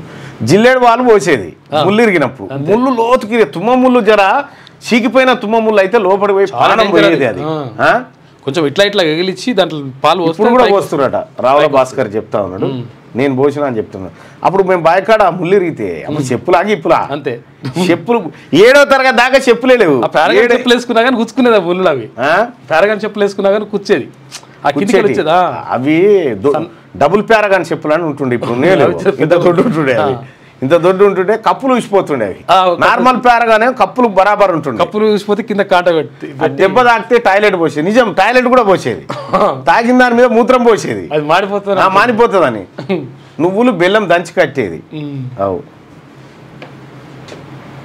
కరెక్టే, పుట అల్లం పెట్టేది. వాస్తవానికి ఎక్కడ డాక్టరు ఇప్పుడు జర్రా ఇట్లా గీరకపోతే డాక్టర్ దగ్గర పోతే ఆయన చీర కట్టుగట్ట, దానికి ఒక ఆయింట్మెంట్, 6 రోజులు రెస్ట్.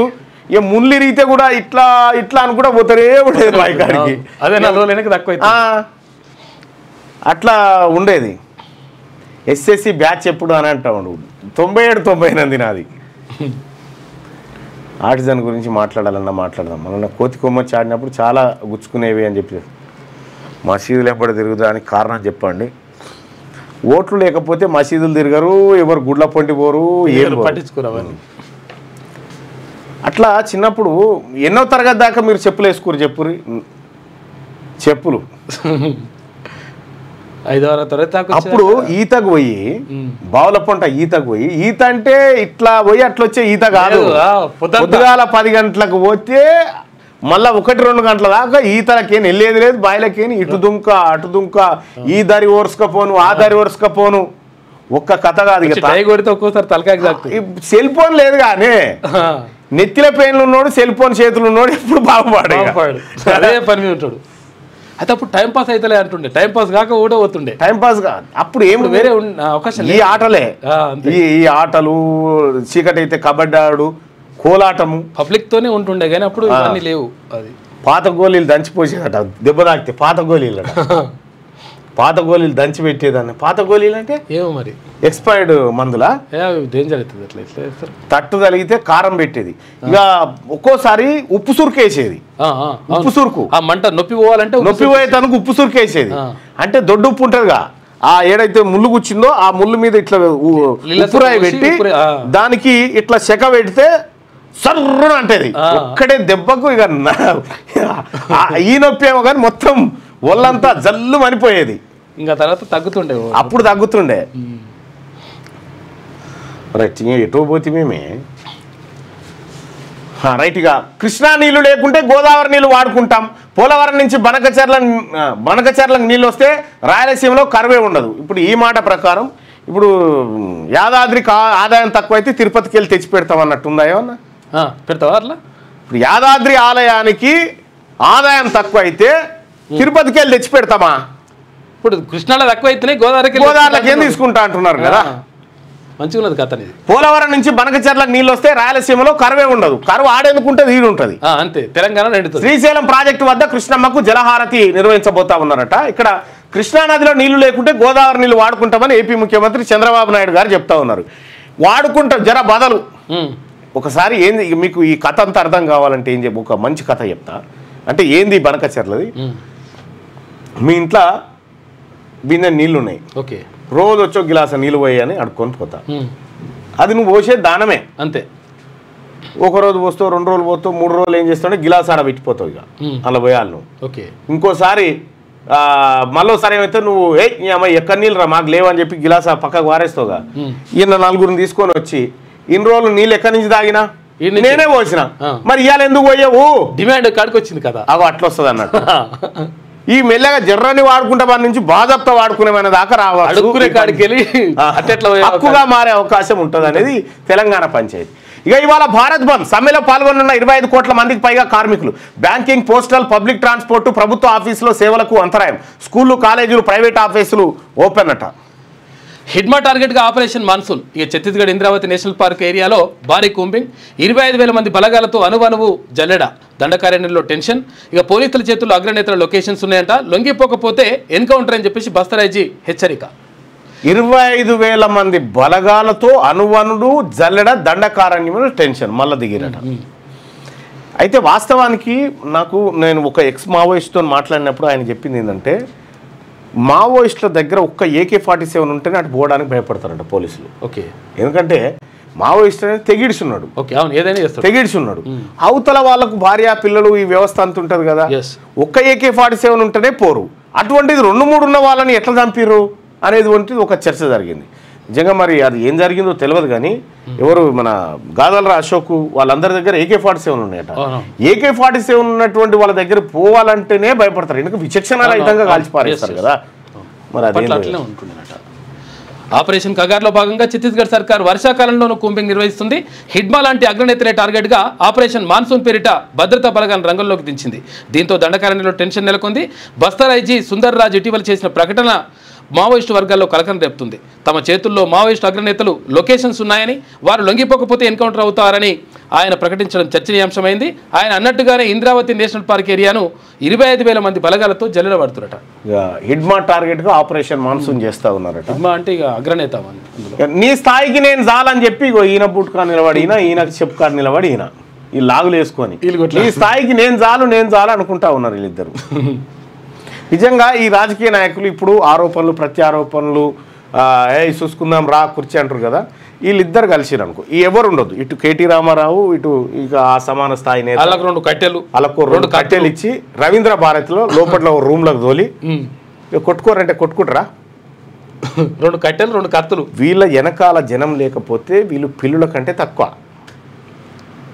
పిల్లులే ఎక్కువ. ఇంకేళ్ళ మీరు జనం ఎవరు రెచ్చిపోకూడదు, ఎవరిని ఎవడు కొట్టుకోడు, రాజకీయ నాయకులం ఎవరి కంట్లో ఎవడు ఏలు పెట్టుకోడు, డైలాగులు మిమ్మల్ని ప్రేరేపిస్తేందుకు మాత్రమే. ఆంధ్రజ్యోతి బీహార్లో ప్రభుత్వ ఉద్యోగాల్లో మహిళలకు 35% కోట, యువత అభ్యున్నతి సంక్షేమానికి ప్రత్యేక కమిషన్. ఎన్నికల ముందు నితీష్ ప్రభుత్వం కీలక ప్రకటన చేసిందట, అది అమలు చేస్తుంది. మహిళా కోట వచ్చింది కానీ అందులో బీసీల కోట లేదు. జైరాబాద్ స్మార్ట్ సిటీకి డబ్బులు ఇవ్వండి, కేంద్రం ఆమోదించిన 596 కోట్లు విడుదల చేయండి. వరంగల్ విమానాశ్రయానికి ఆర్థిక చేయూత. హైదరాబాద్ బెంగళూరు ఏరో డిఫెన్స్ కారిడార్. తెలంగాణకు సకాలంలో యూరియా. దేశీయ ఉత్పత్తిలో రాష్ట్రం కోటా పెంచండి. కేంద్ర మంత్రులు గోయల్ నడ్డాలకు సీఎం నిన్న వినతి పత్రం ఇచ్చిండు. మెడికల్ కాలేజీ నుంచి లంచం, మహిళా ప్రొఫెసర్పై సిబిఐ కేసు. తనిఖీల్లో కాలేజీకి అనుకూలంగా నివేదిక, లక్షల్లో లంచం ఉంచినట్టు గుర్తింపు. త్వరలో విచారణ. వైద్య శాఖలో చర్చ జరుగుతూ ఉందట. చూసుకోయిగా మీ కాలేజీలు అన్ని ఉన్నట్టుగా ఇచ్చేస్తా నేను అని చెప్పేసి మల్లారెడ్డి కాలేజీలకు పల్లా కాలేజీలకి అన్నిటికీ అన్ని బాగున్నాయని రాసి ఇచ్చిందట. లక్షల రూపాయలు లంచం తీసుకుందట. అది కథ పని అవుతుంది. పురుషులకు దీటుగా నెలన్నర వ్యవధిలో ఏసీబీ వాళ్ళకి చిక్కిన 7 మహిళా అధికారులు. ఏసీబీ చరిత్రలోనే ఇది అత్యధికం. దొరికిన వారిలో 3 GHMC ఉద్యోగులే. తాజాగా డిప్యూటీ స్టేట్ ట్యాక్స్ అధికారి సుధా అని దొరికిందట, ఆమె కూడా అరెస్ట్ అయిందట. ఇంట్లో కూడా తక్కువనేమని అంటున్నారు అన్నట్టు ఒక రకంగా. బిరబిరా కృష్ణమ్మ తెరుచుకున్న శ్రీశైలం 4 గేట్లు. సాగర్కు 1,72,000 క్యూసెక్కుల నీటి విడుదల. జూరాలకు 1,25,000. ఇక సుంకేసులకు 61,000 క్యూసెక్కుల ఇన్ఫ్లో. అంతే స్థాయిలో దిగువకంట. ఇక సాగర్ పులిచింతల తప్ప కృష్ణా ప్రాజెక్టులు ఫుల్లుగా ఉన్నాయంట. 531.70 అడుగులకు చేరిన సాగర్ నీటి మట్టం. గోదావరితో ఉభయ రాష్ట్రాలు సుభిక్షం. ఏటా 2,000 టీఎంసీలు సాగరం పాలు. చెరో 200 టీఎంసీలు వాడుకున్నా చాలని చెప్పి చంద్రబాబు అంటా ఉన్నాడు. కృష్ణాకు జలహారతి, గంగమ్మ తల్లికి సారే. సాగర్కు పొంచి ఉన్న ముప్పు. SPF మోహరింపునకు అనుమతి ఇవ్వండి. కృష్ణా బోర్డుకు తెలంగాణ ప్రభుత్వం లేఖ రాసిందట. భద్రాద్రి ఆలయ ఈవోపై భూ ఆక్రమణదారుల దాడి. స్పృహ కోల్పోయిన ఈవో, మరో ఉద్యోగి. ఇక ఏపీలోని పురుషోత్తంపట్నంలో ఘటన. ఆలయ భూముల్ని కబ్జా చేస్తే పీడీ యాక్ట్ పెడతామని చెప్పేసి మంత్రి కొండా సురేఖ హెచ్చరిస్తుంది. రైట్గా కేటీఆర్ దమ్ముంటే రాధాకృష్ణన్ టచ్ చేయ. ఆయన ఎందుకు టచ్ చేస్తాడు? రాధాకృష్ణ గారు, కేసీఆర్ గారు, కేటీఆర్ గారు వీళ్ళు అంకులని తిరుగుతూ ఉంటారు. రాధాకృష్ణ మామే ఏళ్ళు పట్టుకొని తిరుగుతూ ఉంటారు. పిల్లలు వీళ్ళు వాళ్ళని ఎందుకు టచ్ చేస్తారు? ఏముండయి. దాడులు చేస్తే తీవ్ర పరిణామాలుంటాయి. ఆంధ్రజ్యోతి కాంగ్రెస్ అండగా ఉంటుంది.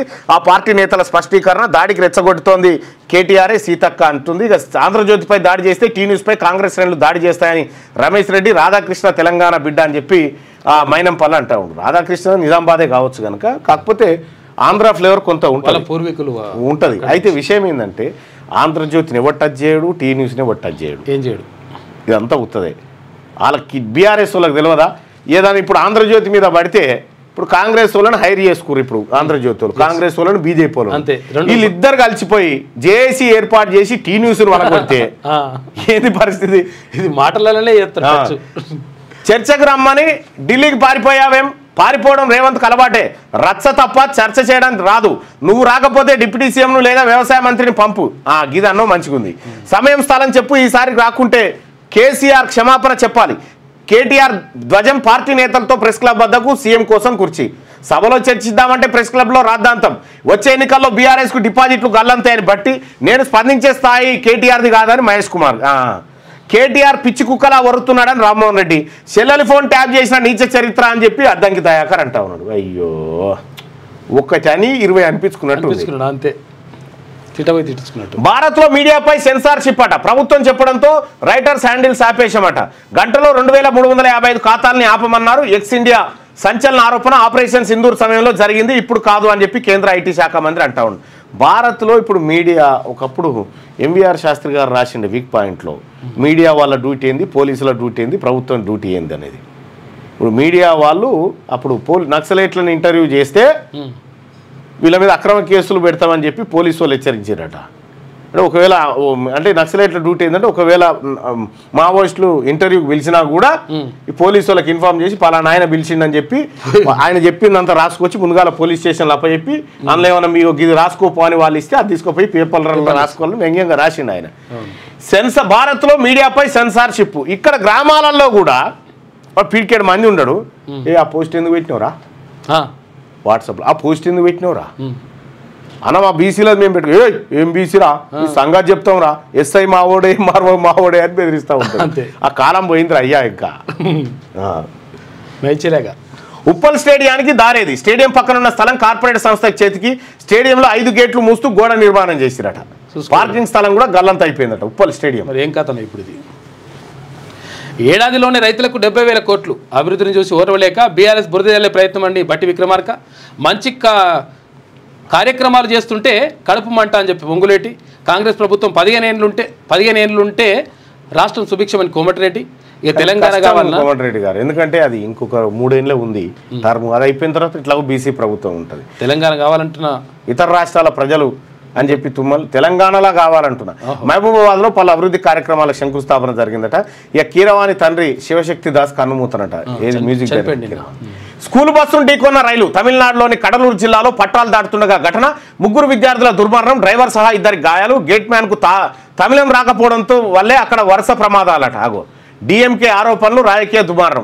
అన్ని భాషలు జాతీయ భాషలే, ఒకే భాషను బలవంతంగా రుద్దటాన్ని మేము సమర్థించాం అని చెప్పి ఆర్ఎస్ఎస్ అంటా ఉంది. స్కూల్ బస్సును ఢీకొన్న రైలట. డ్రైవర్ కు తమిళం రాక తీసుకొని పెట్టిరు, హిందీ మనిషిని తీసుకొని పెట్టిరు. వీళ్ళకు తమిళ వాళ్ళకేమో హిందీ రాదు, ఇక ఆడు మాట్లాడితే వీళ్ళకి అర్థం కాదు, వీళ్ళు మాట్లాడితే అర్థం కాదంటే అట్లా అయింది అంటారు. ఎరువుల కోతతో రైతు గోస. ఖరీఫ్ సీజన్లో తీవ్ర ఎరువుల కొరత. యూరియా, డిఏపి, ఎన్పీకే సంక్లిష్ట ఎరువుల కోతతో రైతుల విలువల. వ్యవసాయంపై తీవ్ర ప్రభావం. కేంద్రం తెలంగాణ మధ్య పంచాయతీగా మారిన ఎరువుల సమస్య. రాజకీయ రంగు పులుముకున్న రైతుల సమస్య.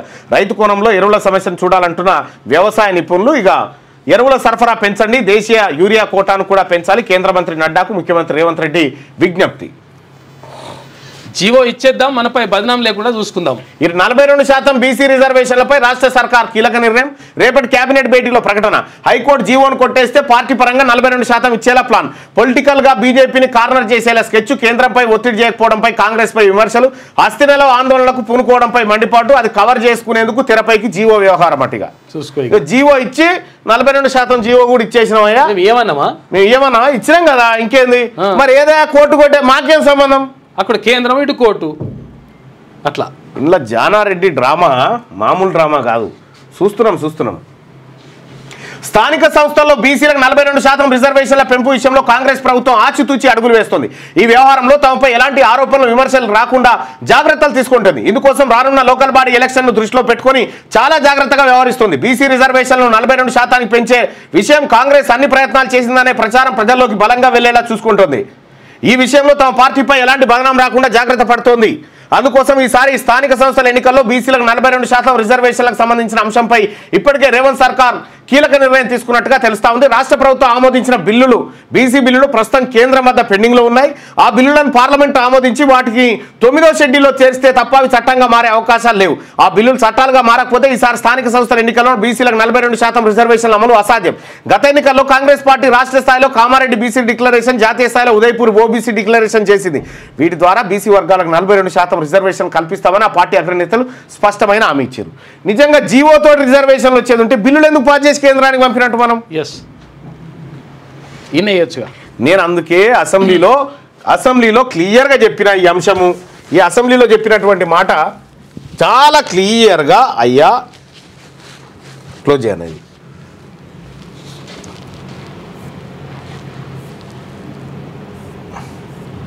ఎక్కడుందా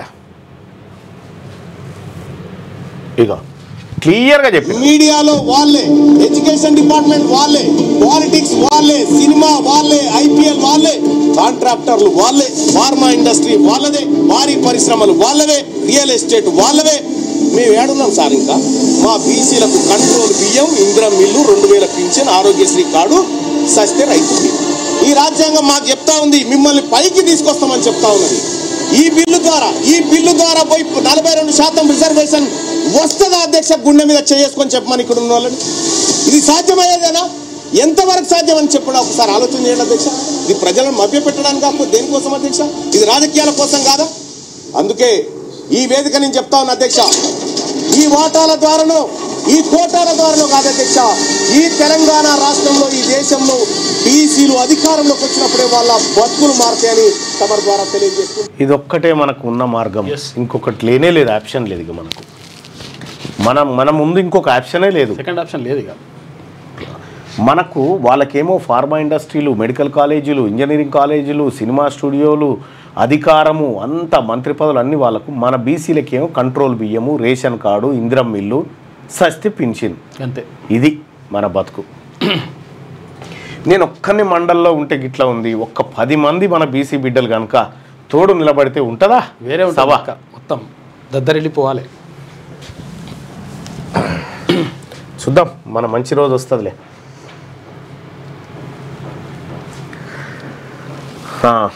బీజేపీ ప్రభుత్వం రావడం ఖాయం. తెలంగాణ ప్రజలు బీజేపీ వైపు చూస్తుండ్రు. డబుల్ ఇంజన్ సర్కార్తోనే రాష్ట్ర అభివృద్ధి. అయ్యో, ఇప్పటికి డబుల్ ఇంజన్లు 18 రాష్ట్రాలలో డబుల్ ఇంజన్లే ఉన్నాయి.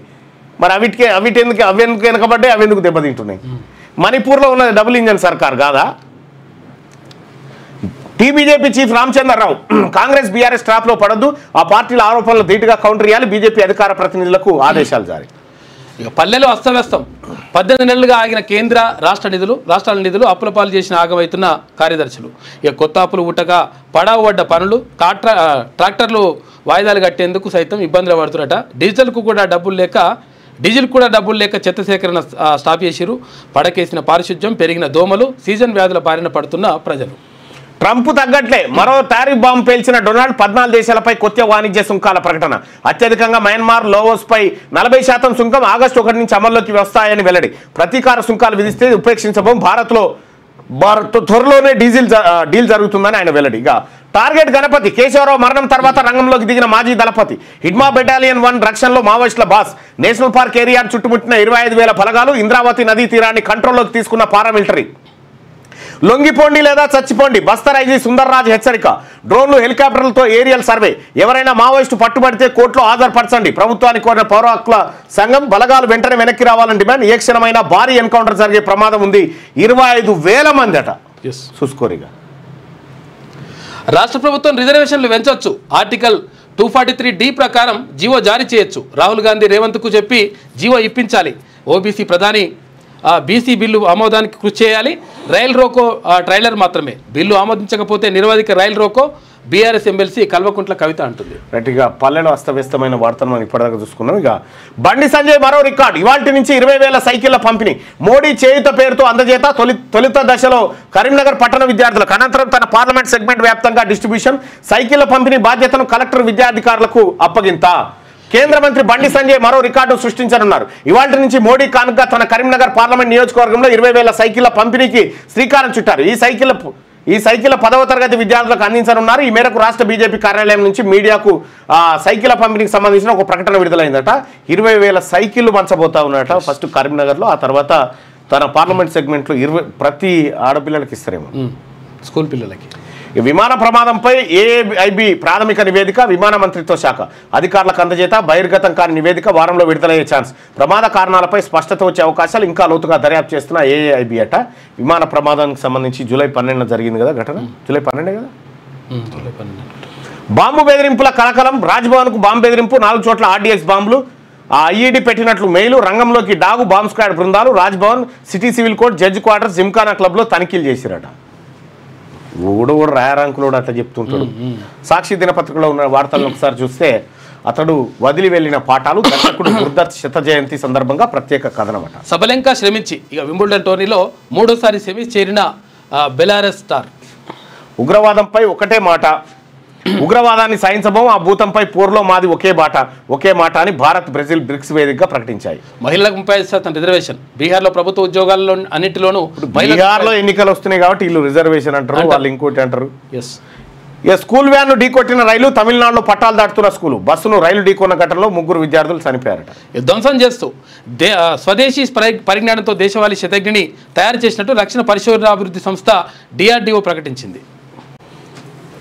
కోటా పెంచండి. యూరియా సరఫరాపై కేంద్ర మంత్రి నడ్డాకు ముఖ్యమంత్రి రేవంత్ రెడ్డి వినతి. యూరియా సకాలంలో సరఫరా కాకపోవడంపై ఇబ్బందులు పడుతున్నారని చెప్పిండు. కేంద్ర మంత్రి పీయూష్ గోయల్తో కూడా భేటీ అయ్యిండు. పారిశ్రామిక కారిడార్ ఏరో డిఫెన్స్ కారిడార్గా మంజూరు చేయాలని విజ్ఞప్తి. ఇక బోధకులు లేరు, రోగులు ఉండరు. రాష్ట్రంలోని పలు ప్రైవేటు వైద్య కళాశాలల్లో అధ్వాన పరిస్థితులు. విద్యార్థుల నుంచి కోట్లలో ఫీజులు గుంజుతున్న కక్కుర్తి. ఇంటర్న్షిప్ చేసే విద్యార్థులకు స్టైఫండ్ ఎగ్గొడుతున్న వైనం. ఇక్కడ చెల్మెడ కాలేజ్ అని ఉంది కదా, అక్కడ విద్యార్థులను స్టైఫండ్ ఇవ్వాలి. వాళ్ళకు నెలకు 20,000 ఏమో ఇవ్వాల్సి ఉంటుంది. అవి ఇవ్వకుండా చెల్మెడ కాలేజ్ యాజమాన్యం అవి మింగుతుందని మన పిల్లలు రోడ్డు ఎక్కితే ఆ పిల్లల్ని 60 మందిని సస్పెండ్ చేసిరట. ఆ 60 మంది పిల్లలు ఎక్కడ ఉన్నారు, ఏం కథ? చెల్మెడ కాలేజ్ యాజమాన్యం సమాధానం చెప్పాలి, లేకపోతే చెల్మెడ కాలేజ్ పని చేస్తాం ఖచ్చితంగా. వాళ్ళని బెదిరించి మీరు మీడియాకి చెప్పినా, మీరు ఏం చేసినా మిమ్మల్ని తీసుకుంటామట. వాళ్ళ స్టైఫండ్ మింగి అంటే పీనిగల మీద పేలాలు ఎరక తింటున్నాడు చెల్మెడ మెడికల్ కాలేజ్ ఆయన. 8 కళాశాలలో నిబంధనల ఉల్లంఘన, వాటిలో 4 మరీ అధ్వానం. చెల్మెడ, MNR, రాజరాజేశ్వర, మహేశ్వర కాలేజీలకు షోకాజ్ నోటీసులట. రాయరాజేశ్వర బోధనాస్పత్రిలో రోగులు లేక ఖాళీగా ఉన్న బెడ్లట. ఎవరన్నా తనిఖీకి రాగానే రోగులను తీసుకొచ్చి పండబెడతారు. ఉట్టిన జనాన్ని తీసుకొచ్చి సేమ్ చెల్మెడ కాలేజు. నేను మా కరీంనగర్ టీం చెప్తా ఉన్నా, ఈ చెల్మెడ కాలేజ్ సంగతి ఏందో చూడరా. చర్చ జరగాల్సింది అసెంబ్లీలో. అక్కడ లెక్కలతో సహా అన్ని వివరిస్తాం. ప్రెస్ క్లబ్కు వచ్చి సవాల్ అంటే ఎట్లా అని చెప్పేసి సీఎం సవాల్ విసిరింది. పెద్ద మనిషి కేసీఆర్కి అని చెప్పేసి డిప్యూటీ సీఎం వైఎస్ఆర్ పేరుతో అభ్యుదయ రైతులకు అవార్డులు. అందుకోసం వైఎస్ఆర్ ఫౌండేషన్ ఏర్పాటు చేసే యోచన. వైఎస్ఆర్ వచ్చే వర్ధంతి నాటికి ఫౌండేషన్ ఏర్పాటు. డిప్యూటీ సీఎం బట్టి విక్రమార్క వెల్లడి. ఇక ఫరక్ పడిందట. తెలంగాణలో పాఠశాల విద్య కొంతమేర మెరుగుపడిందని రాష్ట్రీయ సర్వేక్షణ ఫరక్ 2024 జాతీయ సర్వేలో తెలిసిందని కొంత మెరుగుపడ్డదట. దేశంలో 36వ స్థానంలో ఉన్న తెలంగాణ ఇప్పుడు 26వ స్థానానికి వచ్చిందట. ఇంకెంత రావన్నో చూడరు మనం. హిడ్మా టార్గెట్గా ఆపరేషన్ చేస్తూ ఉంది మిలిటరీ. పోషకాహార లోపాన్ని ఏఐ పట్టేస్తుంది. పిల్లల ఎత్తు బరువును ఇట్టే కొలుస్తుంది. ఆరోగ్య సమస్యలను ముందే ఈ తల్లి అన్నట్టు. ఈ రోబో ఇప్పుడు తల్లి అంతే, అన్ని చూసుకుంటా. దాని ముందు నేను తిన్నావా బిడ్డ, బంగారం ముద్ద తిను ఏ చెప్తుంది. ఇక ఏ పాట కావాలి, ఏ పాట పాడాలి, చందమామ రావే జాబిల్లి రావే అని రోబోనే పాడేటట్టుంది. పిల్లల ఎత్తు బరువును ఇట్టే కొలుస్తుందట కన్న తల్లి అన్నట్టుగా. అంతే. ఎమర్జెన్సీని తలపించేలా అంటే ఒకప్పుడేమో అడగందే అమ్మాయిని అన్నం పెట్టదు, అడగకపోయినా ఆకలి గుర్తిస్తుందట. ఇప్పుడు చూస్తుందట, చూసి బిడ్డను అడగకున్నా అమ్మాయి గుర్తిస్తుందట. పోషకాలు లేవు అవి. ఎమర్జెన్సీని తప్పించేలా సీఎం రేవంత్ రెడ్డి పాలనపై కేటీఆర్ ఫైర్. కాంగ్రెస్ పాలన ఆనాటి ఎమర్జెన్సీని తలపిస్తుంది. రాష్ట్రంలో చంద్రబాబు చెప్పినట్టు కోర్టు పాలన సాగిస్తున్నాడు. ఆయనకు రచ్చ తప్ప చర్చ చేత కాదని తేలిపోయిందని ఎద్దేమో ప్రెస్ క్లబ్లో సీఎంకు కుర్చీ వేచి చూసిన కేటీఆర్. మళ్ళీ మొబైల్ బిల్లుల మోత. టెలికాం యూజర్లు పెరుగుతున్న నేపథ్యంలో టెల్కోలు మరో విడత ఛార్జీలు మనకు వడ్డనకు సిద్ధమవుతున్నాయి.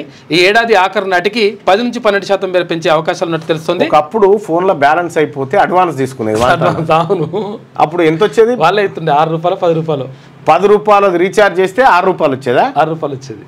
అవును, అంతే అంతే. అంటే 10 రూపాయలకు 6 రూపాయల 4 రూపాయల మిత్తి కట్ అన్నట్టు 100కు 40% ఏమన్నా ఉందా ఇంట్రెస్ట్? అట్లుంటుండే. బ్యాలెన్స్ కట్ అయిన పంచాయతీలు చాలా ఉంటుండే. కస్టమర్ కేర్ ఫోన్ చేసి నా ఆయన బ్యాలెన్స్ కట్ అయింది ఎటు పోయింది కట్ అయిందని. ఇప్పుడు అంటే ఇక అన్లిమిటెడ్ టాక్ టైం వచ్చి నడుస్తుంది. నైపుణ్యమే ఉన్నత విద్యలో ఈ ఏడాది నుంచి కీలక మార్పులు. పల్లె నుంచి పట్టణం దాకా విద్యార్థులకు నైపుణ్య ప్రణాళిక. ఓపెన్ నాలెడ్జ్ సెంటర్గా ఉన్నత విద్యామండలి వెబ్సైట్. ఉన్నత విద్యామండలి చైర్మన్ బాలకృష్ణారెడ్డి అట. ఇక సాగర్ వైపు కృష్ణమ్మ పరుగులు. శ్రీశైలం ప్రాజెక్టు 4 గేట్లు ఎత్తి నీటి విడుదల. దిగువకు 1.94 లక్షల క్యూసెక్కులు వరద. ఇక సాగర్లో 171 టీఎంసీలకు చేరిన నిల్వలు.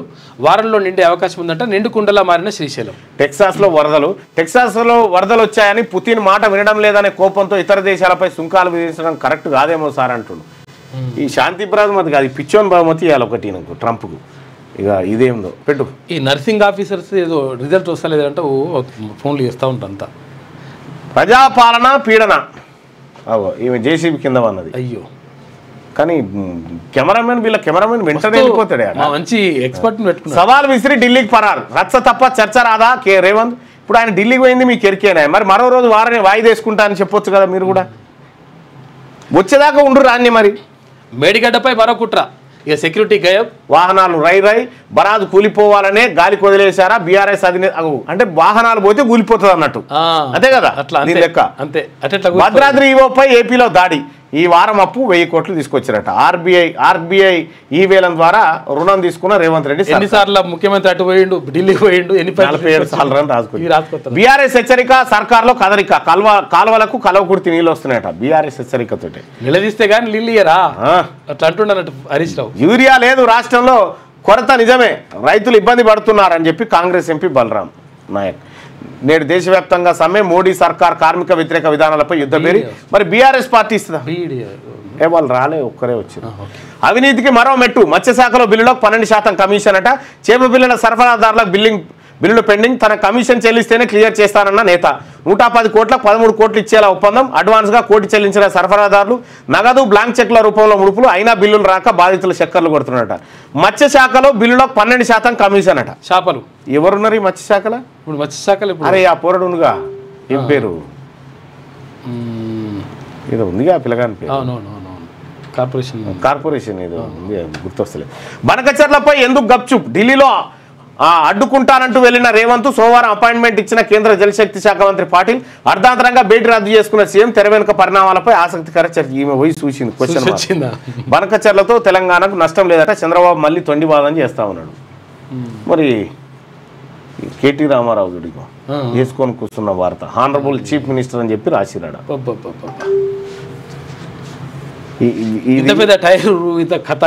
కేటీ రామారావు గనక నాగులవాసం అనే పాము ఉంటుంది చూడ్రి, దాన్ని ఏమంటారు? పచ్చది పసిరికం అంటారు. చెట్ల మీద ఉండేది పచ్చగా ఉంటుంది చూడ్రి. ఆ చెట్ల మీద ఉండే దాన్ని ఏమంటారు బాయ్ సాబ్? కొందరు పసిరికంటే నాగులవాసం అంటారు మన దగ్గర. మెట్టు సాయి కుమారా లేత పొరగాడు. అయితే ఈ చెట్ల మీద ఉంటుంది చూడు పచ్చగోటి పాము. నీరుగట్టలా ఉంటుంది కానీ చెట్ల మీద ఉంటుంది కాబట్టి నాగులవాసమే. నాగులవాసమేనా? పచ్చగా ఉంటుంది, ఆకుపచ్చగా. ఆ నాగులవాసం అది ఇట్లా ఇట్లా ఇట్లా అని ఇంకో కొమ్మ మీద పోతా ఉంటుంది. సన్నగా ఉంటుంది, ఇంత సన్న గిత్తత్ ఉంటుంది. అవులవాస అనట, అములవాస దాని పేరట. అంటే ఒక్కో దగ్గర ఒక్కో రకంగా. ఉసరవెల్లి కాదు. అయితే ఒక ఆయన ఏం చేసిందట, కేటీ రామారావు వస్తుంటే ఆయన ఏది ఆ ఇంటెనక షెట్ కాడికి పోతే ఇదే నాగులవాసం కనిపించిందట. నాగులవాసాన్ని చూ అని ఎలగొచ్చిందట. చూ అని ఎలగొడితే అది ఆయనతో అది భయపడి అటు వెళ్ళిపోయిందట. ఆవులవాసనో ఏదో పసిరిక పాము. అది వెళ్ళిపోతే ఆయన వచ్చి ఈయన ఎలగొట్టేది ఇంకొక ఆయన చూసినట్ట. అటు పాముందిరా, అటు పోకురా నాయన, పెద్ద పాముంది, దాన్ని అదే ఈయన ఎలగొచ్చిండు అని చెప్పిండట. అయితే ఈ విషయం ఇంత ఇంత ఇంత ఇంత ఈ పోరాడు పనిచేసేటువంటి నమస్తే తెలంగాణ పత్రిక అంటే అనకొండ నిలగొట్టిన యువకుడు. అది కొండ చిలువనా అనకొండనా కొండ చిలువనా అమాంతంగా మింగేసే ప్రయత్నం చేసినా అడ్డుకున్న యువకుడు. ఏలుదొడ్డు ఉండదు, మళ్ళీ ఏలుదొడ్డు కూడా ఉండదు. దాని అనకొండను అడ్డుకున్న యువకుడు దాన్ని దారి మళ్లించిండు, దాన్ని చాకచక్యంగా పట్టుకున్నాడు. అది ఆ వీరునితోటే అయింది, ఎవరితోటి కాలేదని చెప్పి వార్త అన్నట్టుగా జరిగిన ఘటన. ఏది నాగులవాసం అంటే ఏలుదొడ్డు కూడా ఉన్న పాము గురించి అనకొండ కొండ చిలువ అవుతుంది. అదే నాగుల మాసం ఏదో అంటారు కదా, రకరకాలు అంటారు. కొన్ని షెట్టిరికే పాము అట. షెట్టిరికే పాము అంటే చెట్టిరిక పాము అంటారు. చెట్టిరిక పాము కూడా అంటారట. ఆ గది పడితే ఇగో ఇక్కడనేమో నమస్తే తెలంగాణ పత్రిక ఏం చేస్తుందంటే అనకొండ అమెజాన్ నుంచి అడవుల నుంచి ఇక్కడికే వచ్చింది, సరిగ్గా అక్కడ కాపు కాసుకొని కూర్చుంటే చాకచక్యంగా ఈ అబ్బాయి పోయి దాన్ని గొంతు బట్టి ఈయన చుట్టుకున్నా కూడా దాన్ని తీసుకుపోయి అవతల బారేసిండని చెప్పి రాస్తుంది నమస్తే తెలంగాణ. అంత పత్రిక అది. ఆ పత్రిక గురించి మనం పెద్దగా బాధపడకూడదు. వానకోకిలినట అది. అవి చిన్నప్పుడు బాగా అనిపించేటి. ఇప్పుడు ఊర్లో పూట కాకులు కూడా కనిపిస్తలేవుగా. కనిపిస్తలేవు. కాకులు ఉన్నాయా ఊర్లే? పుట్టే పెడితే కూడా వస్తలేవు. ఇప్పుడు వస్తలేవు. ఒకప్పుడు కావులు కావు కావు కావు అంటుండే, కాకులే లేవు ఊర్లో, గుంపులే వస్తుండే. ఇది జరుగుతున్నటువంటి కథ.